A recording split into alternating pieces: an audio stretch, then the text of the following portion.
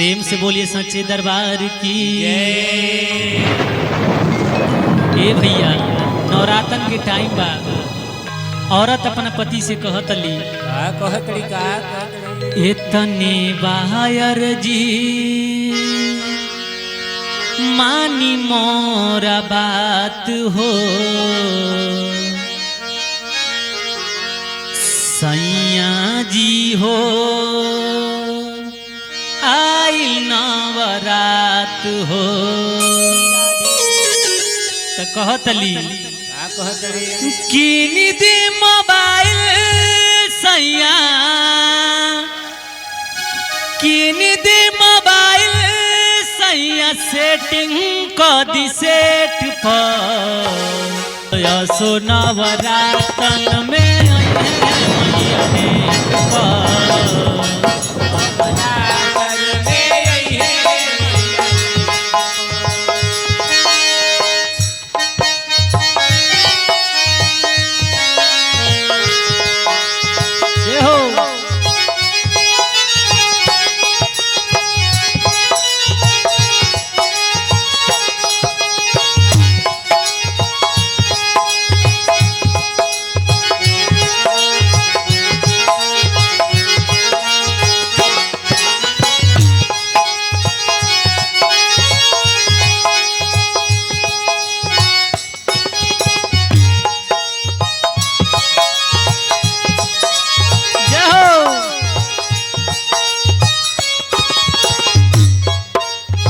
और का कहतली भैया कहतली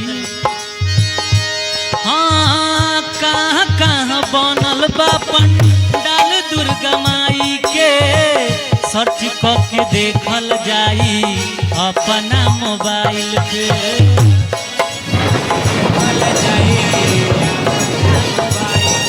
हाँ कहाँ कहाँ बनल बा पंडाल दुर्गा माई के, सर्च करके देखल जाई अपना मोबाइल पे।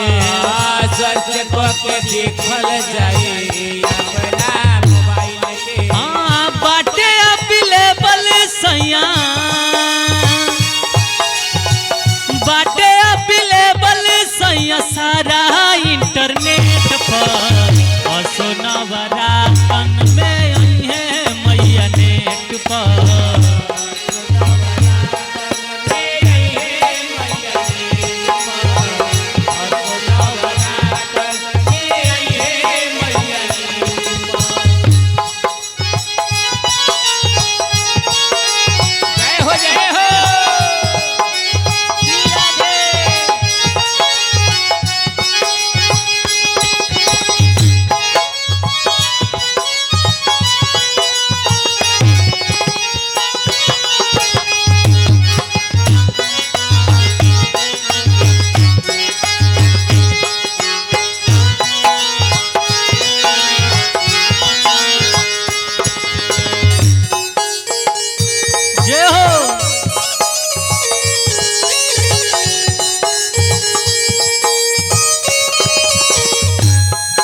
कहतलिए भैया आज के जमाना मोबाइल के समय आ गइल बा, नेट भी रहता तो कहतली हाँ दर्शन हो जाई नेट पैक डलवाई के, घरे बैठल देखल जाई नव रूप माई के। घरे बैठल देखल जाई नव दुर्गा माई के, घरे बैठल देखल जाई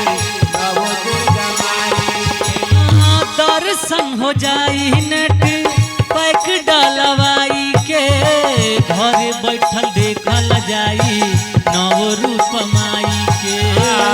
घरे बैठल देखल जाई नव दुर्गा माई के। खुले वाला पेपर रही है, खुले वाला पेपर रही है मैये टारगेट पर, तो नवरातन में मैया नेट पर। नवरातन में है मैया नेट पर, नवरातन में है मैया नेट पर। इतने बाहर जी मानी मोरा बात हो, सैया जी हो